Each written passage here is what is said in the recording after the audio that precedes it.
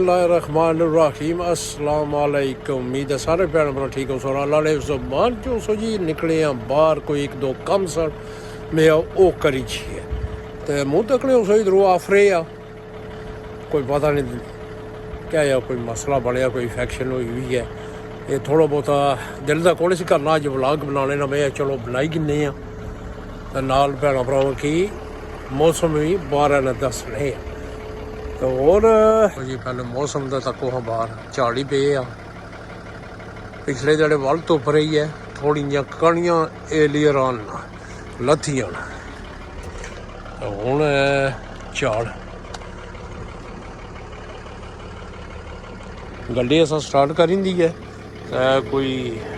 Cripps भी सटी गया फ्लोर पर गड्डी माड़ी ने खोली डोरे ने अगे जो डोर खोली है इत्थे गंद काफ़ी पे लोगों की ज़रा एहतियात कोई नहीं आए इतने बूटी भी काफ़ी मुल भी है कंधों ने नाले नाले जालम एक घर ये नहीं कर रहे इसी थोड़ा साफ ही करी थोड़ी नाइस लगे पर नहीं करन लगे। चलो क्या भी सकना ये अपना होना तो करी छोड़ा और दूए नहीं जगह तो नहीं करनी होनी वो भी उन्होंने को पुछे तो बगैर तो इतनी हिम्मत भी कोई नहीं हूँ जुल्ले अपने जोड़े कोई दो कम है वो करने हैं।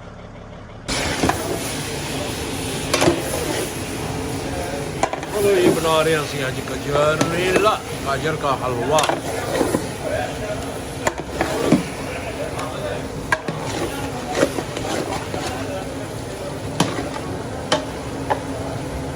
लो जी गजरेला साड़ा तैयार हो गई जी खोया शोया सब बाई छोड़िया बिल्कुल तैयार तेल शेल चढ़ी आया साजा हुआ खोया गजरेला स्पेशली मेड फ्रॉम बट्स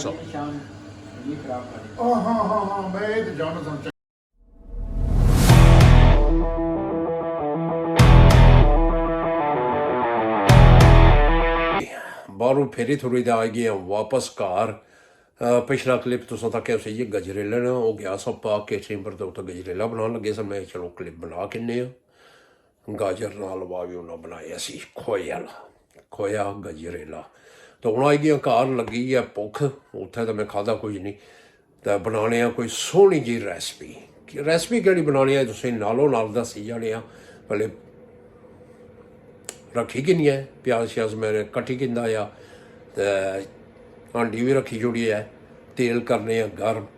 है भी थोड़ा दर्द होए लेकिन चलो दिल का नहीं करना बनाना तो पेसी ना भुख तो मारनी है बनाने सीधी रेसिपी जी माशाल्लाह देखो जी तेल अस रखी किंदा आ ऑलिव ऑयल अज ऑलिव ऑयल च रेसिपी सोहनी जी बनानी है तो डोई भी मैं चाहिए कि डोई नहीं फिलहाल जरूरत को नहीं सी इत्थे साइड पर रखने हैं सब तो पहले ये बाने वाला प्याज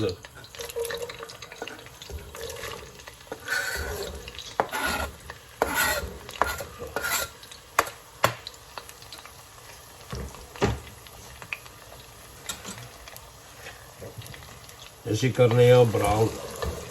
हल्का हल्का ब्राउन के सॉफ्ट ही करना होना ब्राउन सॉफ्ट कर लेंगे इनू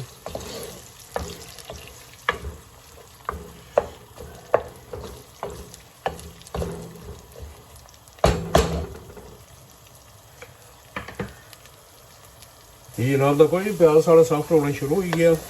हल्का हल्का ब्राउन हो गया साइडा बनूगी देखे हूँ जनाब अस इसने चबाने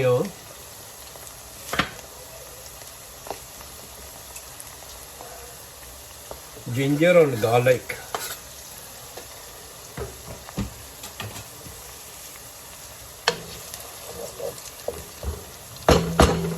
जिंजर गार्लिक की थोड़ा जिहा ब्राउन का होंगे नहीं हम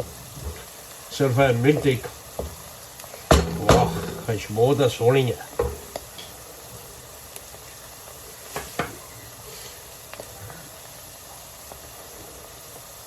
ये माशाल्लाह का कोई गया बना लिया संभाली ग्रीन चिलीज और टमाटोस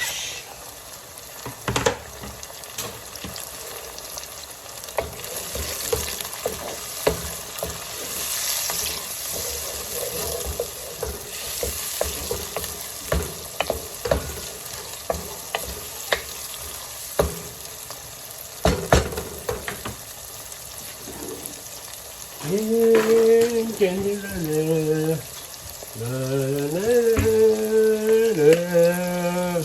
शमाटर पाई ओड़े जी पाने नाल अद्धे जी चम्मच है तक बिल्कुल नमक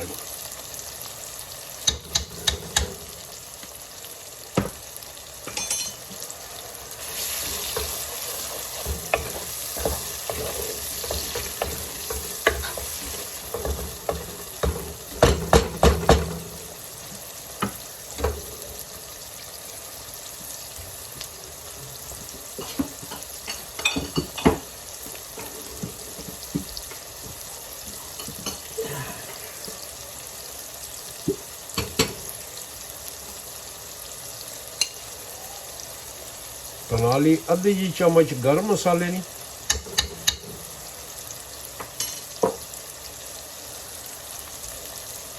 नाल ही थोड़ी जी माड़ी जी बानी जी कलवंजी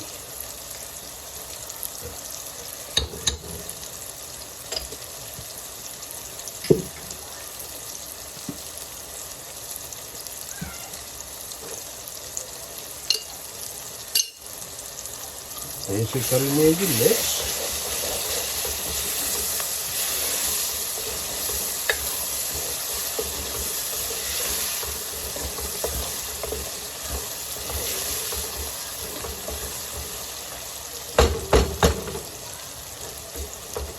आपरो करी छोड़नी थोड़ी देर बंद ताकि टमाटर साढ़े सॉफ्ट हो जाए जी बसार में बाने नहीं याद गुणी दे बसार भी बाने एक भरी चम्मच थोड़े जे ला दो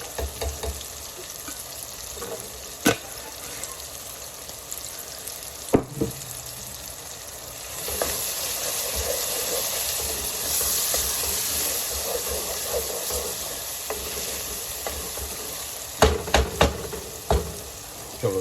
मेरे से टमाटर थोड़ा सॉफ्ट होने देने वाह नाइस नाइस नाइस नाइस मेरे टमाटर सारे गली गए नहीं माशाल्लाह बेहतरीन सॉफ्ट हो चुके हैं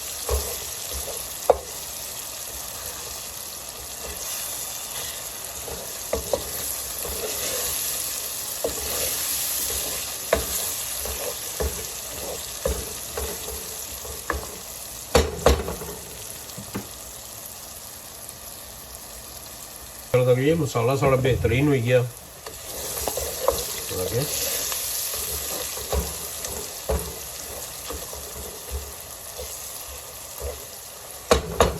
हूँ इसमें बने जी मसर मूंग दाल मिक्स दाल मसर मूंग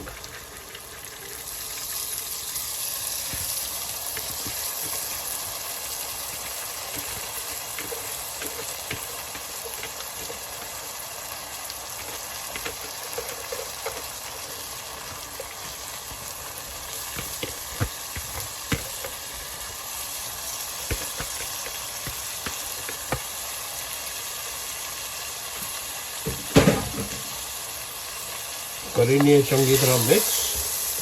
भुन गए थोड़ी जी सी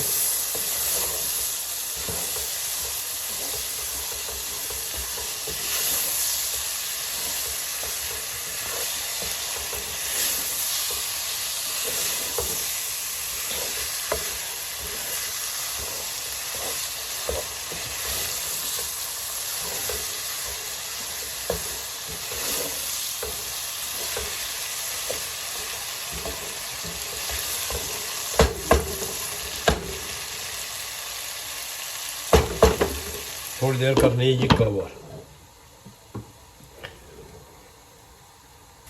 ये माशाल्लाह था कोई ये दाल भी साड़ी भुज गई है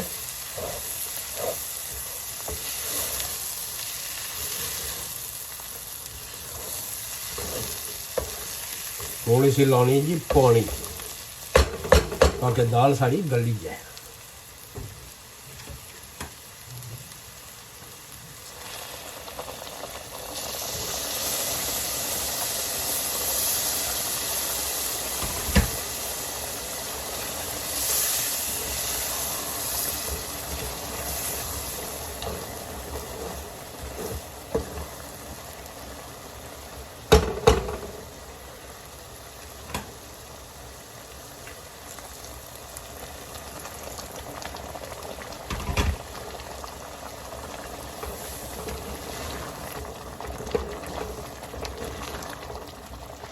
गैस करी छोड़ने मट्ठा लो हीट पर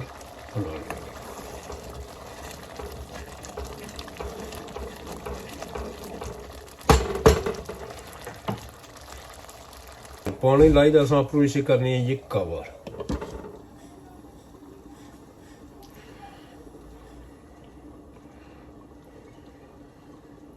हीट भी असां लो करी छोड़ी है बिल्कुल मीडियम हीट। ये हम दाली ना प्रोग्रेस चेक करने हैं। बहुत सोहनी आ रही है माशा। या दाल तो कुछ ही साली चाहिए बिल्कुल चावलों पर बाई तक खाओ तो क्या मजे की दाल है ये। मसर मिक्स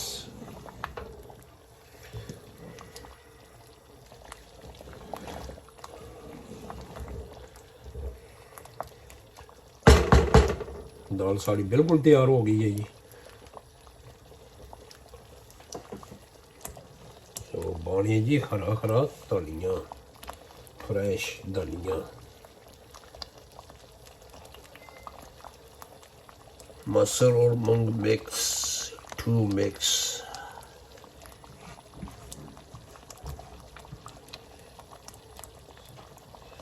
अमेजिंग रेसिपी वाह। तो गैस करी छोड़नी है जी असं बंद क्योंकि दाल साड़ी बिल्कुल रेडी हो गई है। तो आप लोग इन्होंने दे छोड़ने कवर जरा खासी वो बाई गिन सी और याद रख सी।